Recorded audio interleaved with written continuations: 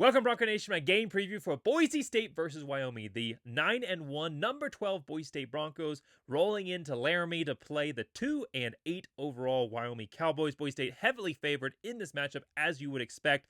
The game is on Saturday, 5 p.m. Mountain Central Time, CBS Sports Network, and Boise State favored by 23 points and given a 94.6% chance of winning. However, there is a lot on the line for both teams in this game. Boise State has had a couple of scares over the last 2 weeks, and it's senior night for the Cowboys in a place that's always tough to play no matter who you are, no matter how good Wyoming is. So this is not a guaranteed win. We're going to talk about that. We're going to talk about the series history between these two teams. We're talking about the key players for both programs. So any Wyoming fans watching, there's stuff in this video for you as well. We'll talk about the keys to the game for Boise State, as well as a summary and score prediction at the end. So as always, make sure you put your score predictions in the comments below. The closest score prediction will get a shout out in the next video. I love having those discussions, each and every one of you. Let me know any additional thoughts or comments, analyses that you have on this game. I want to have that discussion with each and every one of you. All right, so getting into the preview itself, Boise State has dominated this series, 17-1. Boise State winning the first game in 2002, 35-17, and then they won the next 9 games, most of those blowouts. Notably, though, however, in 2006, when Boise State was en route, of course, to a historic season, a Fiesta Bowl season, everything else that changed the program from then on out. Boise State did not win that game easily. They won that game by a touchdown, 17-10. Only one rushing touchdown for Boise State. They did have a pick 6 from Quentin Jones. Orlando Scandrick also had an interception in that game, but it wasn't an easy one, and Wyoming had an opportunity. Almost did knock off a Boise State program and prevent them from getting a chance to appear in a historic game. Do they have an opportunity to do that again this year? We will discuss that. This is, again, not going to be an easy game, despite what some of the statistics will show. Boise State, though, would lose finally against Wyoming in 2015, a 28-30 point loss. Very memorable. I remember exactly where I was when Boise State lost that game. I was at B-Dubs, meeting my, at the time, girlfriend, future wife's parents for one of the first times. I don't know if it was the first time I'd met them, but like one of the first times that they'd come down specifically to meet me. And we went to B-Dubs, and the Boise State game was playing, and I was watching it, and we obviously ended up losing. So they really got to know me. Definitely got to know me in my lowest moment there for Boise State as well, losing to Wyoming. Obviously, the safety and the safety dance has become a common gif. And Wyoming fans love to remember that moment because it really is the best thing that's happened in their program history, that opportunity to knock off Boise State. So they, again, very motivated coming to this game to try and do that this season as well. But then 2017, Boise State would win again, 24-14, then win the next 6 in a row, including last season, a 32-7 point win for Boise State on the blue. And that brings us to our key players for Boise State versus Wyoming. The number one key player to help prevent a potential knockoff here is going to be the running back for Boise State, Ashton Jeanty. Ashton Jeanty and his Heisman campaign have been in full stride. He has continued to plow through the record books, taking over the number one rushing record, single season rushing record for Boise State. He still has to get past Cedric Minter, but that was the record-breaking performance last week. Boise State obviously winning that game in a large part because of Ashton Jeanty's second half performance there. Overall, 1,893 yards rushing, 7.4 yard average, 26 rushing touchdowns. He's also added a receiving touchdown. Receiving game, a big part of his play style coming into this season. Not so much of an emphasis this year. They have started to kind of pick it up the last few games, last second half of the season, but only one reception last week. We'll see if that becomes a point of emphasis in this matchup. And then for the Boise State defense, we're going to look at safety Ty Benefield. He has played so well this season. He played really well last year. We knew he was going to have a huge role. One of the starters on this team. He has really stepped up into that performance this year. But obviously, with Alexander Tubner out for a couple of games, maybe he'll get a chance to come back. Hopefully he will. We haven't heard anything that says he's season ending. But obviously out for now as the leader on that defense, you have to look to someone else in the secondary. And Ty Benefield is going to be one of those guys that you look to lead the Boise State secondary. And he did an incredible job. Led led the team out last week, carrying the hammer, and then he led throughout the game as well. Boise State winning that game in a large part because of his efforts, an interception and a forced fumble, both of those huge momentum swings for Boise State that allowed them to get away with that win. 55 tackles, 2 passes defended, 2 interceptions, 1 forced fumble, and 2 fumbles recovered. He has had a big season, and we're going to need him to have another big week on Saturday versus Wyoming. Now, moving into looking at the Wyoming Cowboys, they have had a change at quarterback. It has not been a good start to their season. Previous starter, under 50% passing, more interceptions than touchdowns on the season, and they've made a change. They've gone to the freshman, Caden Anderson, 6'4", 221. He's got a lot of potential. He's only started 3 games, but he has 839 yards passing on the season. He's not completing a huge percentage, but it is a step up over the previous starter there. 57.5% completion percentage, 5 touchdowns, 3 interceptions, only 1 sack. The previous starter took a lot of sacks. 18 sacks was taken by the previous starter, and a new one, Caden Anderson, here has only taken 1 sack so far. Now, he's only 1-3, but he's had a couple of close games in there. He lost 1 game by 2 points. The other one was within 2 possessions. So definitely moving in the right direction here, switching over to Caden Anderson. However, it is a Wyoming offense that cannot rely on the passing game. It's just they just don't have the talent necessary to make this a pass-heavy attack. Wyoming, especially under Craig Bull, was very much a run-focused offense, and a big part of that was the running backs that Wyoming had, and Harrison Whaley was expected to have a huge season, but unfortunately, second team All-Mountain West last year, unfortunately coming into this year, took an injury in the preseason. That has limited him. However, he is eligible to play, and we're going to talk about that. It's a very interesting story, but he's played in 2 games so far. He has 185 yards rushing, 5.3 yard average, and a touchdown. He had 170 yards versus New Mexico, and then somewhat disappointing performance, only 15 yards versus Colorado State in their rivalry game. But he is a big talking point. You'll see why when we get to the keys to the game. And then finally, linebacker, and I can't pronounce this name. I'm going to give it a shot like I always do, but to Wyoming fans, I promise you this is not intentional. Any of the longtime viewers will know that name pronunciation is not my strong point. But linebacker Shea Suivano. I don't know if I was even close. Suiavno. Wyoming fans, let me know if I was close at all. I really do apologize for that. Probably just butchering of that name, but he's a big threat for this Wyoming defense. 6'3", 231 pounds, 76 tackles, 2 passes defended.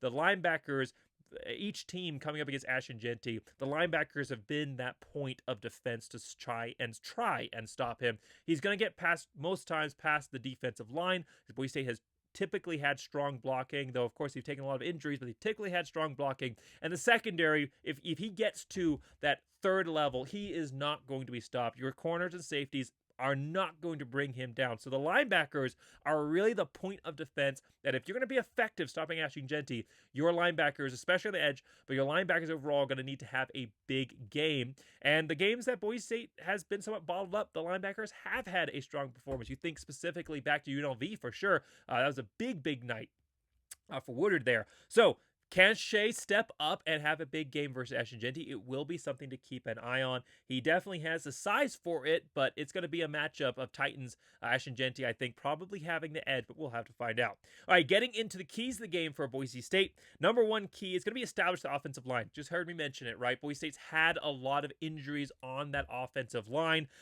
This has been a season where most other years you probably would have seen Boise State decline as the year went on, but this team is different. Under Spencer Danielson, what Dirk Cutter has been able to do, and of course, when you have a next-level generational running back like Ashton Jeanty, you can work through some injuries. But the coaching staff, massive credit to the coaching staff, having this team prepared, having the depth, and being able to step up and make adjustments, the adjustments necessary to continue to go out and have an effective offense. However, it has been a running game that the last few weeks has been somewhat bottled up. Ashton Jeanty still putting up huge Heisman numbers, but not like we saw earlier in the season. And a big part of that, again, is the injuries. 3 key injuries on that offensive line. Now, we are getting some news that we might be getting some guys back. Specifically, Carrion might be able to come back, and that would be so huge for Boise State in this offensive line and Ashton Jeanty and the Heisman campaign going forward. But I haven't heard anything that says he's coming back this game. So Boise State's still working with a little bit of a banged up offensive line there, and it's a cold, high elevation, tough environment type of matchup. And for an offensive line that has somewhat struggled, I would say they've still played well, but they haven't been to the same level. This is the kind of game that you need to build some confidence in them. It's the kind of game that the matchup builds naturally to a run-heavy attack. Again, up at elevation, the cold, maybe the snow. This is going to be the kind of matchup that you want to grind it out on the ground and get the defense tired and allow your defense an opportunity to rest, again, up at elevation and all the tolls that puts on the human body. You want the offensive line to have a big game, and you want them to build some confidence. This is going to be a Boise State offensive line that's going to need to step up big here going into the Mountain West Championship game, which Boise State will secure if they win this game. Going into the playoffs, which obviously Boise State now set up to have a first-round bye with the current rankings. We'll see how things progress. But all of those are going to rely on Boise State being able to go up against defenses that know exactly what you're giving them, which is a heavy dose of Ashton-Jeanty, and still being able to beat them up front. And this against a Wyoming defense that has not been strong against the run. There's a lot of opportunities there. They have given up 227 201. Sorry, I'm getting all my stats mixed up here. 201.2 yards rushing per game allowed, and they just allowed Colorado State to have 248 yards rushing on them. A Colorado State team that was averaging close to 180 yards on the season, so still strong, but not close to that level of performance. There are opportunities here. Boise State offensive line, they're going up against a weakness here for Wyoming. They have a chance to establish themselves, establish some rhythm and some confidence that they can then work off of and build off of going for the rest of the season. You also have the additional element here that Boise State's passing game has been proven to be a threat.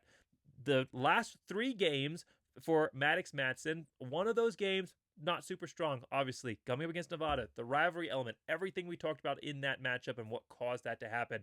But the game last week versus San Jose State clearly proved that the performance versus Nevada was a fluke, going up against the San Jose State secondary that was very good at turnovers, had a strong secondary overall, and he shredded them. The last 2 games for Maddox Matz, so 2 out of the last 3 games, he's had a 70% plus completion percentage and thrown for over 280 yards. And again, the one exception to that being the rivalry game versus Nevada. So this is obviously an opportunity for the running game because the defenses it's been proven that as a defense, you cannot just key off on the Boise State running game and hope that your defense is going to be able to stop the passing game. The passing game is going to hurt you, maybe even more in some cases than the running game if you focus too much on that one element. And so I think what we saw in the second half where San Jose State clearly saw they needed to back up more into coverage mode, still didn't work, but seeing that they definitely needed to back up and there were more opportunities opened up for Ashton-Jeanty and the running game, he was able to get to that second, third line of defenders. I think you're going to see something more similar to that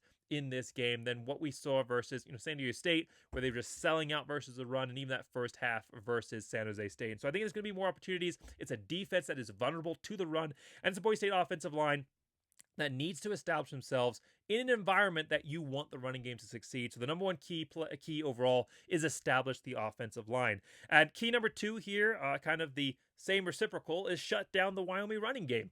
The Wyoming running game obviously has been a huge part of their offense, not so much this season as in other years, mostly just because of deficiency in talent at the running back position, but it's not a Wyoming passing game that can beat you. On the season, and this does include previous starters as well, 50.7% completion percentage, 9 touchdowns, 10 interceptions, 19 sacks. And even though you have fixed some of those issues by moving on to the next quarterback, he's still a freshman. So you're kind of you're trading certain negatives for certain other negatives. You move on from a quarterback who's proven that he is going to be a liability for you, moving on to a freshman with a lot of talent potential, but then you have everything that a freshman brings against a Boise State front 7 that is one of the best pass rushing defenses in the entire country. You have a freshman quarterback coming up against the biggest environment he's ever played in, one of the biggest environments he will play in his career. Those games versus Boise State are going to be unmatched. for the most part across what he will see in college football. And those are opportunities for mistakes to be made, for for errors in decision making. And I think that you have an opportunity here, if Wyoming is forced into the passing game, to have a lot of those elements from Boise State secondary that is starting to get hungry. I mean, they got burned a lot last week, but they also started to make some big plays, the interceptions, the forced fumbles. Boise State secondary is starting to turn the corner. I thought they had before the last couple of weeks, and they want to reestablish themselves coming into the playoffs. And so the secondary is going to be ready. So you cannot, as a Wyoming team, if you're forced out of your running game, you are going to lose this matchup. But here's the other element. In addition to Wyoming needing to run the ball, knowing they need to run the ball, they are going to have an additional factor because Harrison Whaley, we talked about him being a limited participant this season. Well, he's actually on his redshirt year. So injured coming to the preseason. He was able to recover. He could have played the back half. He could have played 6, 7, however many games he was ready to go. He could have played all of those games.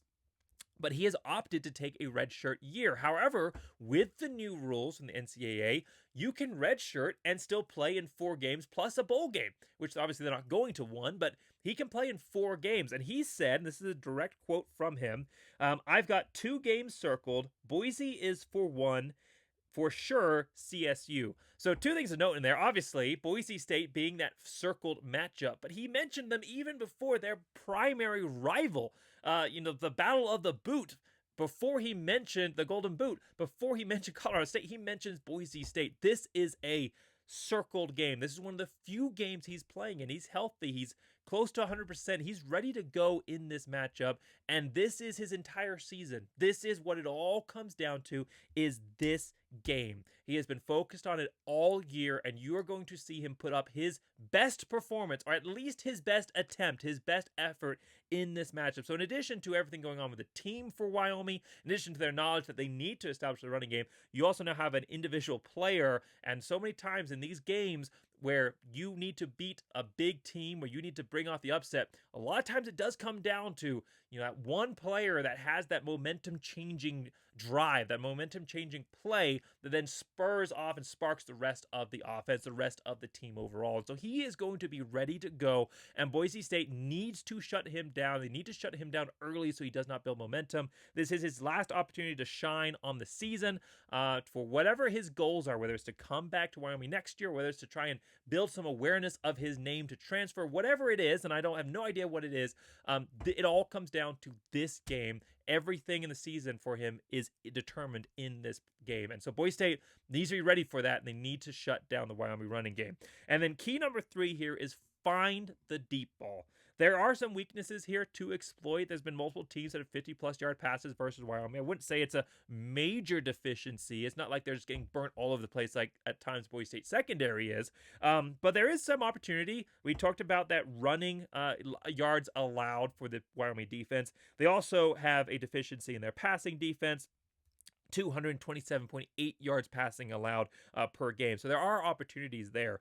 But for this Boise State offense, that is the one element. That is the spark, the one point that is missing. And it's hard to tell whether it's the offensive scheme, whether it's the quarterback play, whether it's the wide receivers. Boise State has had wide receivers drop deep balls. They also have had Maddox Madsen miss both short and long. So I don't think it's an arm strength issue. I think more than anything, likely, it's a problem of just not the deep balls are where you need the most chemistry. Obviously, that's the longest point of error to occur. You need to be able to be on the same page to have that accuracy. And a quarterback battle through the spring and fall doesn't help you be able to build that continuity with your wide receivers. But then there's also the element that it's just probably not the emphasis in practice. I mean, the Boise State offense is built around that running game and built around getting those passes out to the tight ends in the mid-level passing game. And so as far as reps go, you're probably not building those numbers up as well. But either way, Boise State needs to find it. It is an element that is missing from this Boise State offense that would dramatically change how teams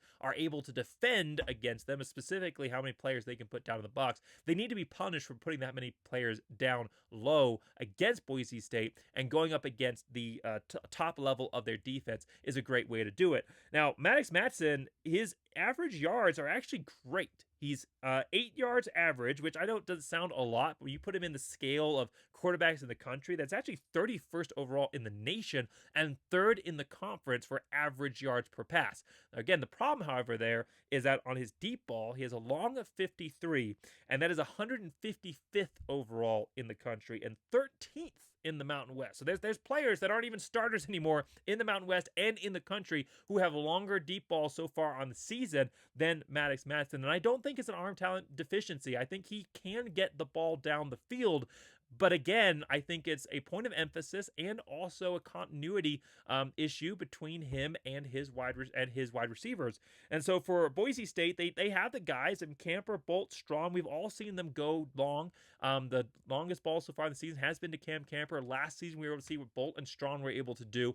That is something that Boise State needs to build into. And I think that they'll have the opportunities. If you come out with key number one, establishing that offensive line, grinding it up the middle, you're going to open up opportunities for that deep ball, for the play action pass, and then the deep ball down the field. I think that, again, it is going to be in the elements, and we'll have to see how the weather impacts this. But for Boise State coming to this game, I think that is a weakness, potential weakness they could exploit. And it's certainly one of the few remaining major problems with this team that need to be fixed coming into the Mountain West Championship and the playoffs.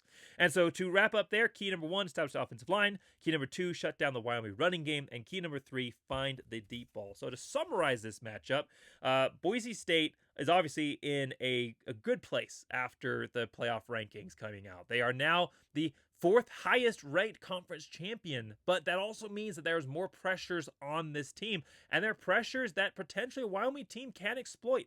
It's a Wyoming team that, yes, they're in a coaching transition after losing one of the best coaches in their program history there in Craig Bohl, but this is a Wyoming coaching staff that's not lived up to the expectations set by the previous coaching staff, and I know Wyoming fans weren't super happy there towards the end, but the truth is that Craig Bohl took a Wyoming team that was an irrelevant factor in the Mountain West and made them a contender, a team that was somebody that could knock off giants, like we saw in 2015. And so for Wyoming, this is a coaching staff that going sub-bowl, not making bowl eligibility as Craig Bohl had made the routine, that's not something they wanted to see this year. And this is their opportunity. This is senior night. This is their last chance to build something going into next season, at least in front of their own crowd. And it's going to be a crowd that, yeah, it's not been a great season overall, but they will turn out. They will turn out for Boise State. Maybe not in numbers that would be expected if Wyoming was actually a conference champion contender this year or even a bowl eligible team.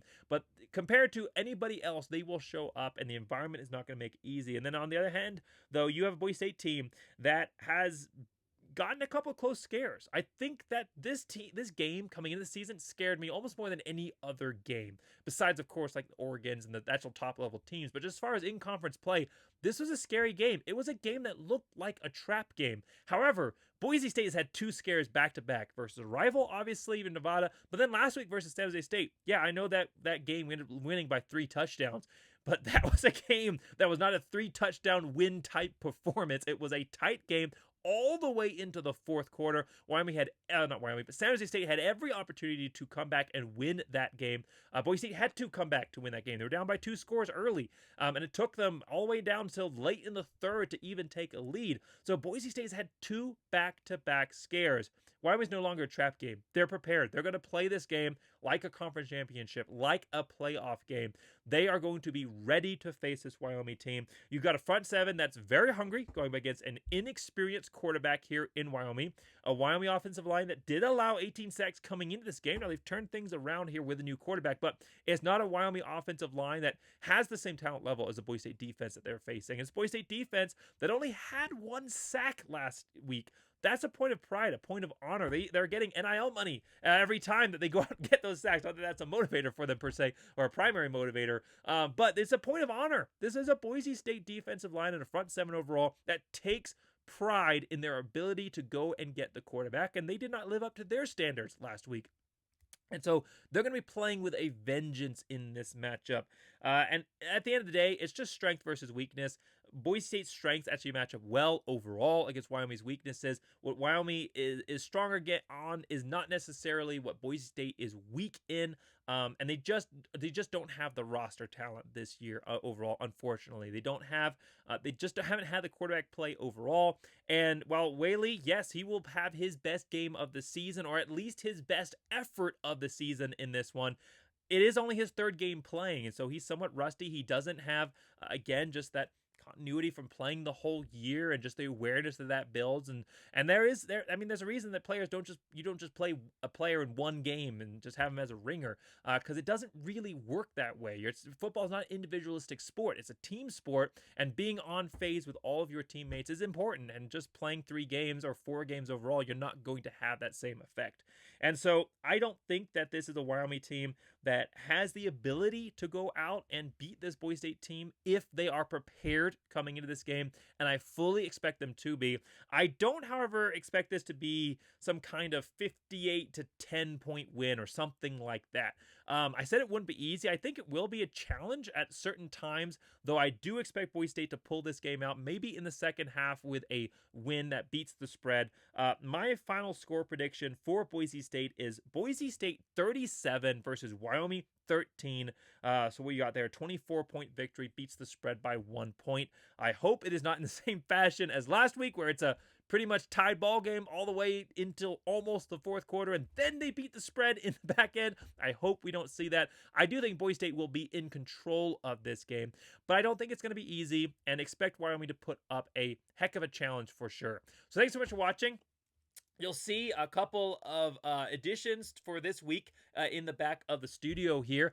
Christmas season is around the corner, and Boise State fans, if you are looking for a great gift, and I will say this is not sponsored, I just think that these are awesome. I love what Boise State and the NIL collectives have been doing in creating these incredible products for Boise State fans. But again, if you're looking for a gift for yourself, treating yourself for Christmas, or you're looking for a Boise State fan in your life that wants a great Boise State gear, item of apparel that also is going to directly support Boise State athletes and reward them for their fantastic performance this season. These are a couple of great options. There's multiple others out there. I'll put links to these two specifically. You got the Steel Brothers here. Obviously, came on the channel preseason, and just have, again, part of that offensive line, right, for Boise State that has needed to go down and build that depth, and these guys have stepped up huge. Then obviously the best punter in the entire country, the best in school history here in James Ferguson Reynolds. Make sure you support them and every other athlete on this team. Obviously, Ash and JD Heisman shirts. I'm going to try and put links to multiple different sources if you're still looking for Christmas shopping for Boise State NIL related items. I'll put those in the links description for this video. So thanks so much for watching. Make sure to subscribe. Can't wait to see what Boise State's able to do this week. And as always, go Big Blue!